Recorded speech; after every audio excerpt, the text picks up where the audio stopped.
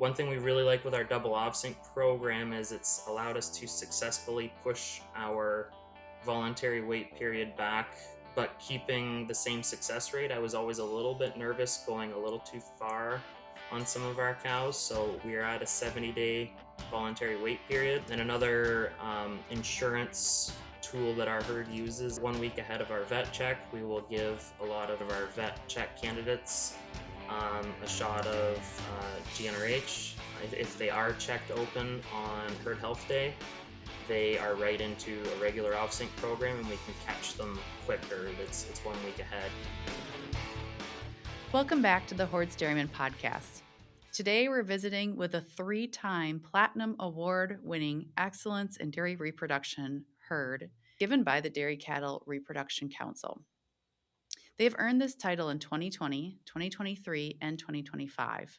This incredible accomplishment is difficult to achieve, and especially given that there was a record 134 herds nominated in 2025.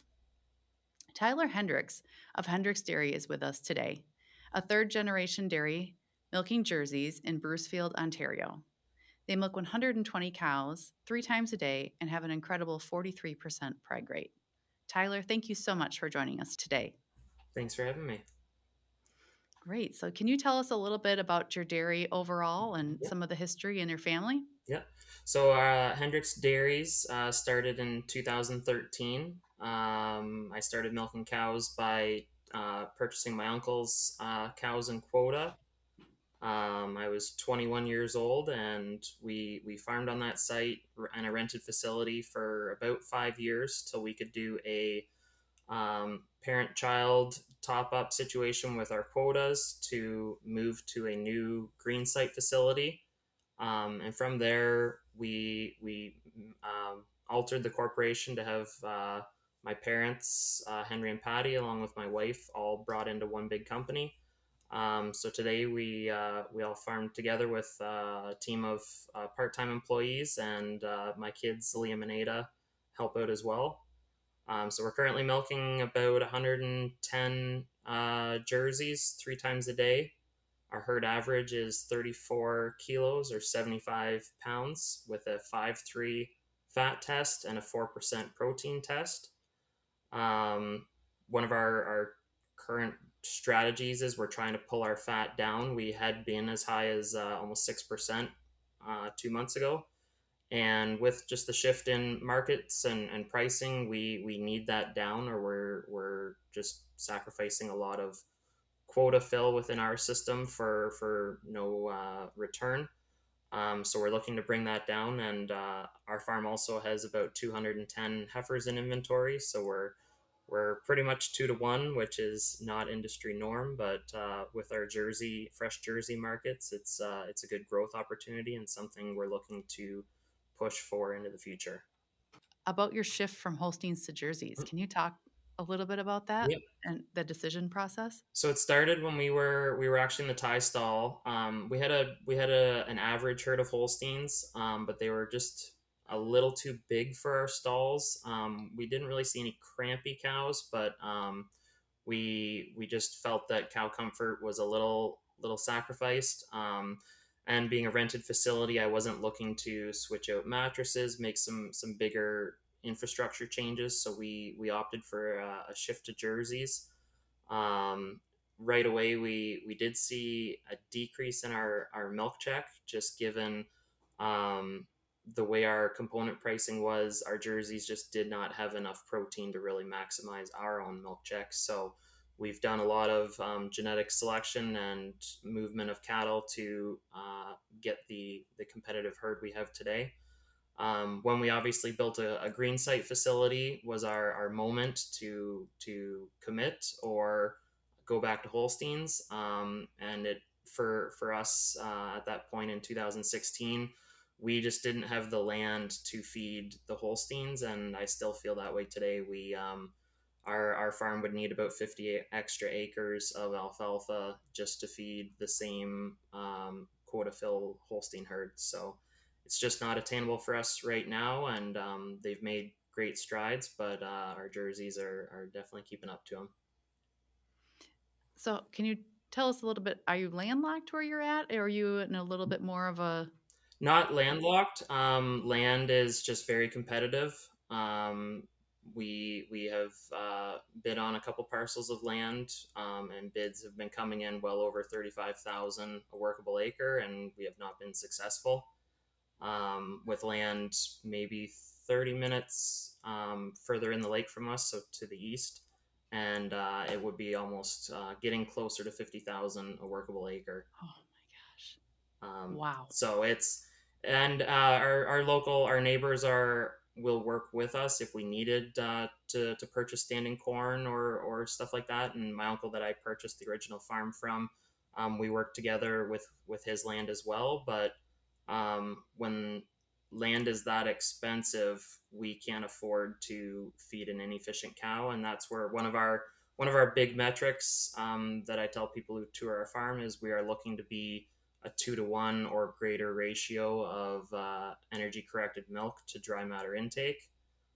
So we consistently sit 43, 44 kilos of energy corrected milk to about 21 kilos of dry matter intake.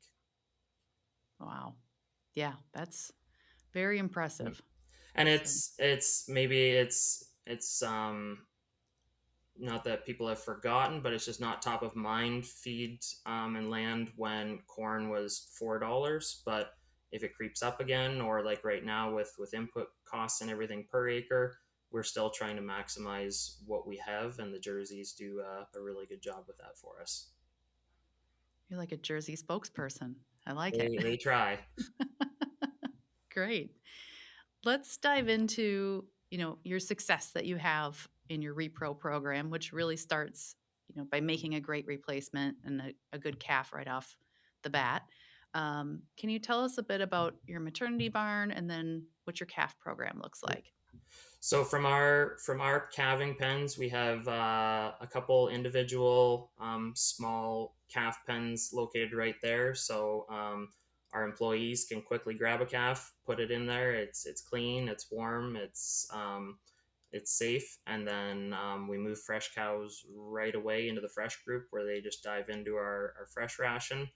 But that calf will get fed typically colostrum in that spot, and then they are moved into our calf shed, we call it. It was a shed that was built for equipment storage and possibly a shop, and it's grown into more and more of a calf barn, and the equipment just keeps moving outside.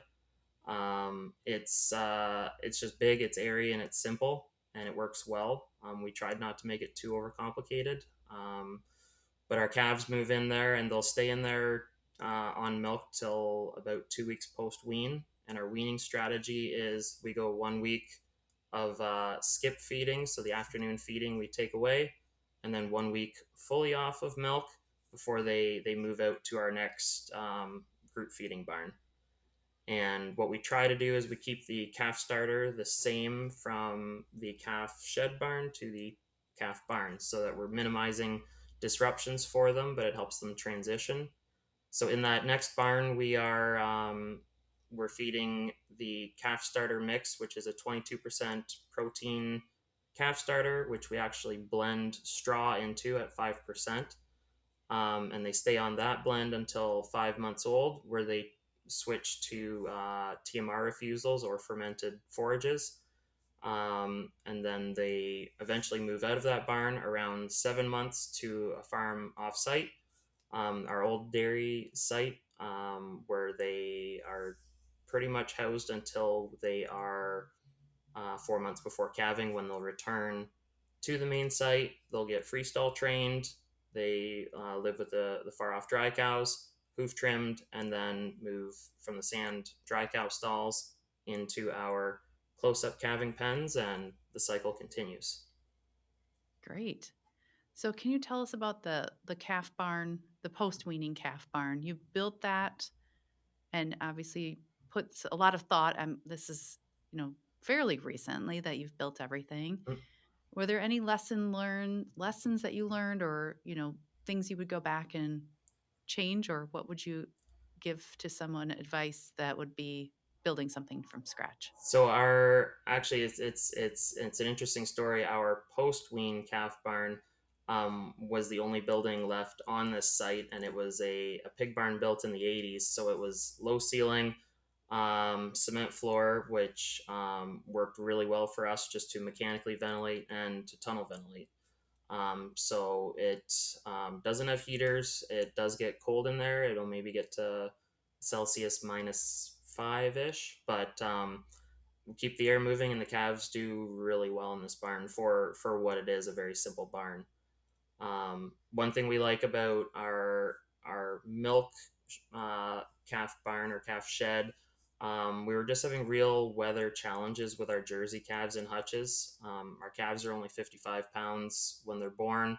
There's not a lot of fat on them, so when you get a polar vortex runs in or a severe heat event, the hutches just couldn't look after them, and especially with the wind we get off the lake and the blowing snow, we couldn't orient the hutches in a way to keep them from filling up. So we're really happy with the calf shed we've moved into for now. It's maybe not our forever barn. We really like the Dairyland style calf barns, but that's on the wish list.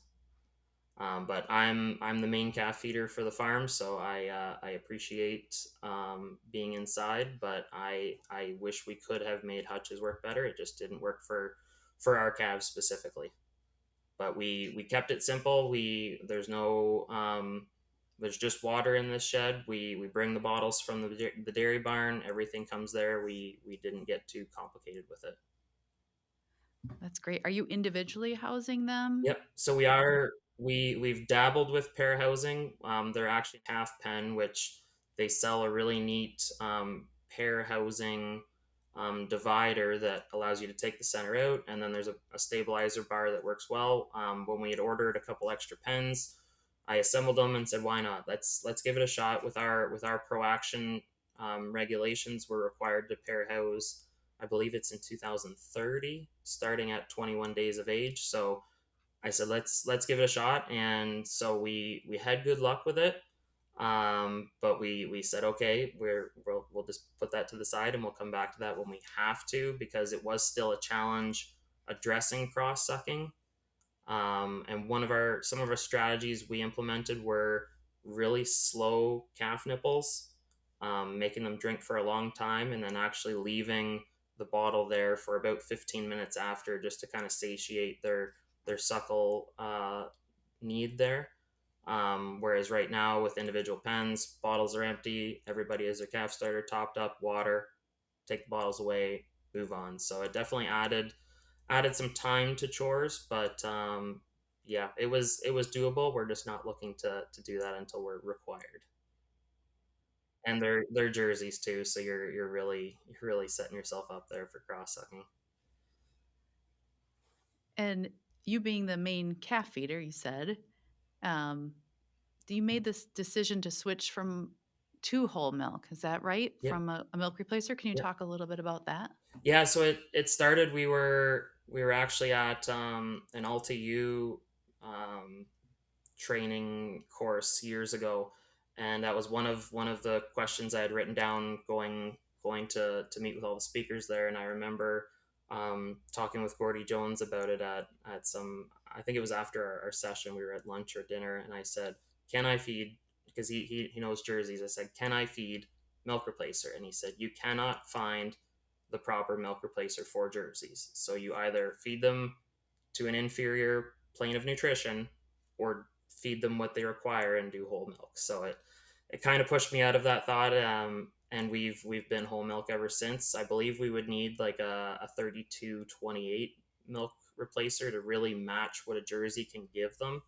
But with whole milk, some of the challenges we've had is the component levels we've seen.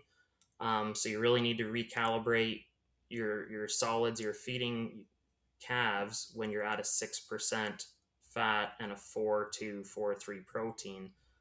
So we've had to pull amounts down because we're feeding the calves such a rich whole milk program.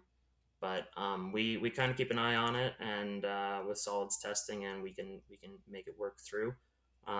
Reheating milk is a bit of a challenge, but for our calf numbers, we're going to put up with it till we can look at either a milk taxi or a pasteurizer system. But we're really big on we have a bottle washer, and that has been huge for our calf program, making sure if I'm not the one feeding calves, whoever's feeding calves, the bottles are cleaned the exact same every day. Nipples, bucket milker, tubers, everything is cleaned very well. And on hygiene specs, when our vet will take bacteria swabs, we have never failed on that. So it's been a great combination to have. So I imagine your calf metrics are really, really great as well as far as disease and death loss. We have our challenges, but we I feel, I guess, the last 8 months we've finally got our Jersey program really dialed in, where our mortality has always been low, but morbidity has always bugged me. It's great to keep a calf alive, but keeping that calf from getting sick is big for us. And we've actually it was a webinar that you guys had done with, I can't remember her name. She was a vet from Texas, and she was talking about a colostrum and a colostrum curd that was developing by giving them too much. So we've actually pulled back our colostrum feeding levels and had the same total protein test success rate, but much healthier, happier calves. We're not upsetting them by giving them too much. And yeah, so we have gone through sick calf events, but I feel that we've finally got them figured out, and that ties into our heifer program and fresh heifer program. If you want to develop quality Jersey replacements and do it on a large scale, you can't have inferior ones coming through, because those ones don't get sold to the next customer, Right. and they hold your name too. Nobody wants to buy them, and that affects your reputation. Yeah, and it's an important part of your business Mm, is, you know, selling the sales of extra replacements, mm, right? Great. Well, let's move into your repro strategy because you guys have been, incredibly successful at this. And so you also did a Facebook post with a link to a Journal of Dairy Science article on your cows that are getting pregnant before 130 days in milk. On basically, the article was on this. Can you talk a little bit about that strategy and what double off sync has done for you and your program overall? yeah. We sat in on a breakout session, previous DCRC annual meeting, where they talked about the high fertility cycle. And while I was sitting there, it was just such an aha moment of what our herd has been in, but how everything clicks. So for us, the success of our program, really just it's comes back to a cow calving without problems. We can start with a heifer calving without problems. She follows our volunteer wait period. She's on a double ov sync, and she gets in calf ideally before 130 days of milk, and ideally actually on the first service. So from that point, if we get them in calf early, they're going to dry off with around, say, 320 days of milk. They're not too fat, they're not too light, they're just right. So then that dry cow that we've made calves in with the right condition, she should theoretically have no problems, and the cycle continues. And one thing we really like with our double OVSync program is it's allowed us to successfully push our voluntary wait period back a little bit further, but keeping the same success rate. I was always a little bit nervous going a little too far on some of our cows, so we are at a 70-day voluntary wait period. And another insurance tool that our herd uses is a resync shot. So ahead of our 1 week ahead of our vet check, we will give a lot of our vet check candidates a shot of GnRH, just so that they can, um, if they are checked open on herd health day, they are right into a regular off sync program, and we can catch them quicker. It's 1 week ahead. And even though we've had a preg rate as high as 55 before, um, you don't know when you're going to have a bad herd health event.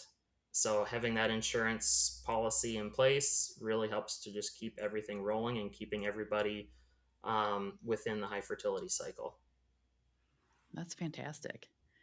So, when you're choosing, when you're, I mean, stepping back to making your replacements, what reproductive traits do you focus on when looking at the sire's genetics?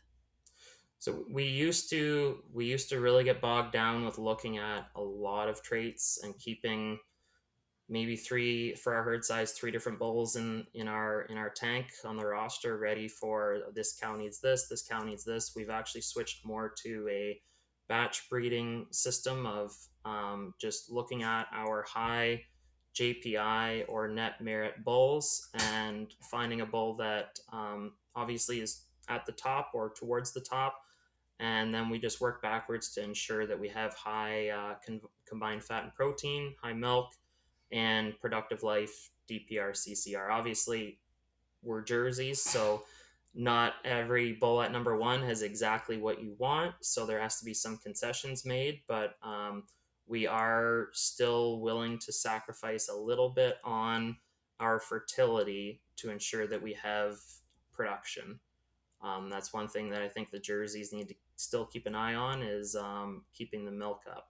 But yeah, we've had good luck with this, and we've been breeding aggressively with JPI and a little bit to net merit the last 5 years, but JPI has been at least since 2019. We've been looking there. Great. So, what, I mean, obviously, you're making a lot of replacements, and I assume using quite a bit of sex semen to make a lot of replacements.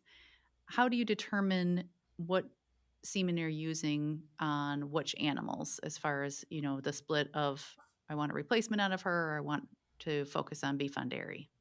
So we every animal in our herd has been genotested. So that gives us our main metric that we use, and we work with an advisor to kind of keep an eye on our herd and set some guardrails to say this is your threshold of JPI. We're not going to use sexed below this number. Um, Mostly due to what we've seen on low index females, calvin. Those are my least flashy, but also least productive animals. And if we're looking to sell them to another producer, they don't want those ones either. So my farm is stuck with them. So we're not looking to make those ones. So our program, we're about 90 to 95% sex semen still. And there is still actually the odd dose of beef gets used in a heifer, just with one didn't come through the way we wanted it to. You talked about your preg rate. What other metrics do you look at on a regular basis that that you set up for goals or what you're trying to achieve? If are you looking at that over the course of a year, or what are you Yeah. benchmarking? So we obviously preg rate is our gold standard, and that's just our 1,000 foot out view of our dairy. But we like to still keep an eye on some smaller workings within it, and we like to just keep an eye on techs, see who's doing well, who isn't, and it's not. I don't do the breeding on our dairy. I'm not that gifted with it, so we have a good tech service. But sometimes there's some protocol drift. Something happens, and a tech might go from being 60% down to 30%, and they address that. That's not for me, and we all have a discussion on it. We do also like to look at our repro programs just to see how our naturals versus ov sync versus double ov sync is all performing. Naturals, of course, being someone who was bred first on double ov sync and then 21 days later had a heat. We do not have any natural first service breedings. Another big thing we look at, or my team has me look at, is our repro versus calving age, and also followed by breakout of month on calving, and then also following that to the second lactation. So I'm very aggressive in breeding our heifers young. Our jerseys are with our calf program being aggressive, they're of course developing and reaching um, breeding age much sooner than normal. So we're just trying to keep an eye that we're not breeding too early, so that it of course doesn't affect them getting in calf first lactation, and also how are they doing second lactation. But we've been breeding down or pushing our breeding age down to about 300 days of age even, with great success first lactation, second lactation. So we're actually seeing heats on Jersey heifers at 7 months of age. So then if we're breeding say at 10 months, that's already their third time cycling, and they're well grown. They come in and they peak very aggressive because they're still contributing to our high herd average today. It's not like they're holding us back by any means. That's fantastic. They are very, very fertile. That's for sure. So, how, when a cow's not being the opposite, when she's not being as fertile as you'd like to see, at what point do you determine that she's being moved to a DNB list?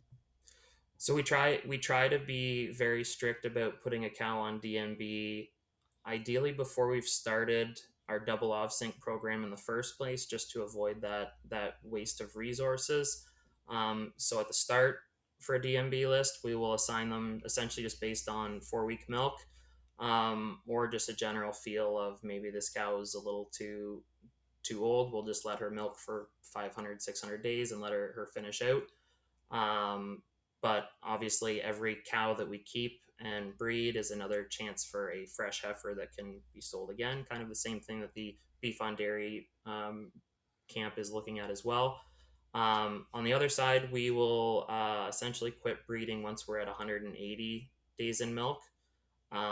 If they haven't caught by then, they've already been through a double ov sync. They've likely had 1 or 2 rounds of ov sync with 2 prostaglandin shots within that as well. Very successful program, and maybe even some natural heats. So if we haven't caught them by then, we're not going to get them in a timely manner. So, you have obviously done very, very well reproductively. What goals do you have set up for yourself for the future? Um, since the start, since we started in 2013, our cows have outshone our heifer program. It has plagued me through all the different facilities we've been in. We're looking to construct another dairy facility onto our current site and bring all heifers on site.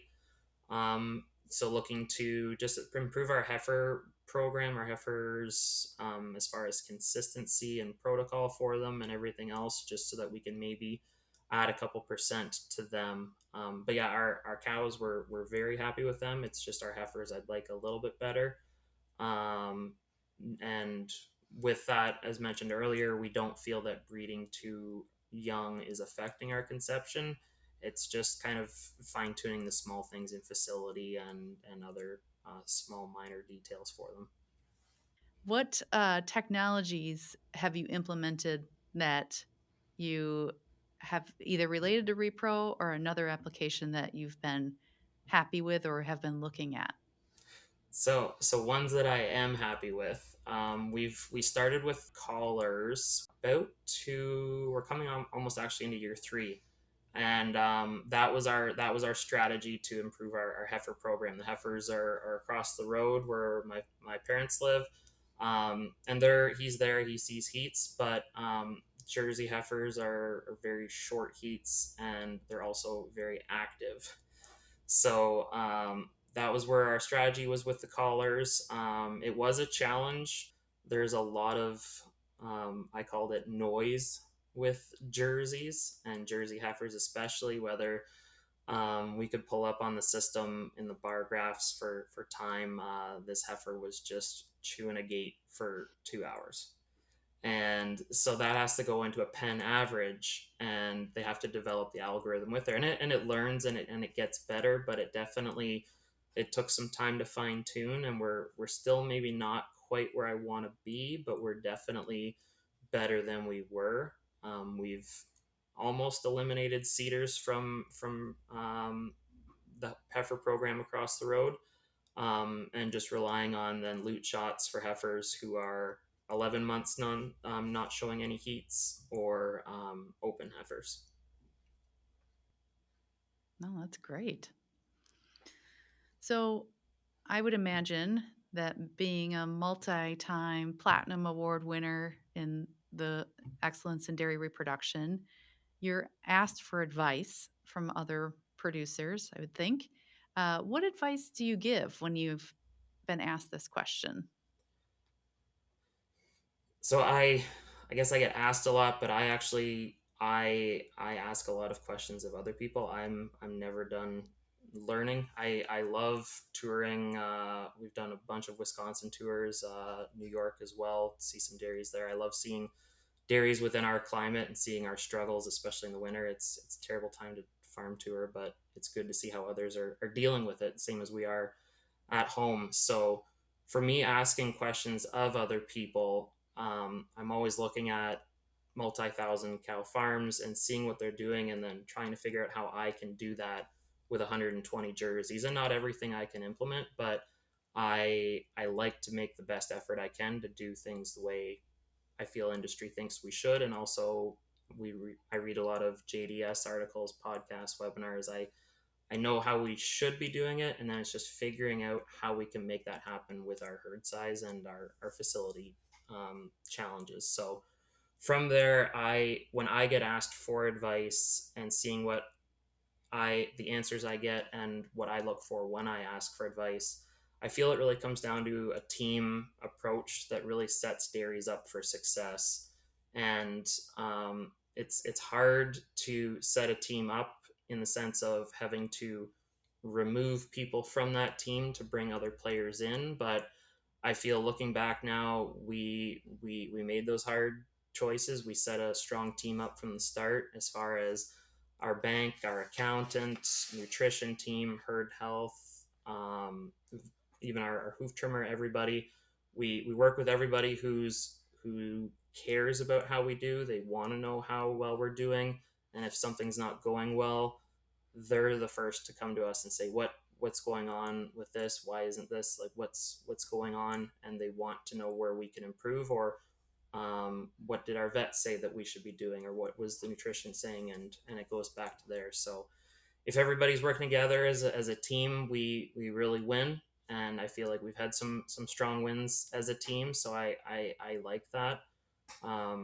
It's a good feeling knowing that everybody who's working with you, that we can um, get some trophies, get some plaques, and they can see that the work that they're putting in is coming through. That's fantastic. So, yeah, never stop learning. That's what you're, and then the team approach and surrounding yourself with Yeah, a great team. yeah, That's basically, yeah. It's hard if you're in it to see who within your team maybe isn't pulling their weight, and it's hard to remove them. But I was very fortunate, being starting out very young at 21. We had great mentors willing to teach me a lot, and there was no question was a dumb question, especially with my first vet I had. Any question I asked him at any time, he would address, and lots of follow up, and then herd health, we would address it again, and it really helped develop me as a young dairyman to build it.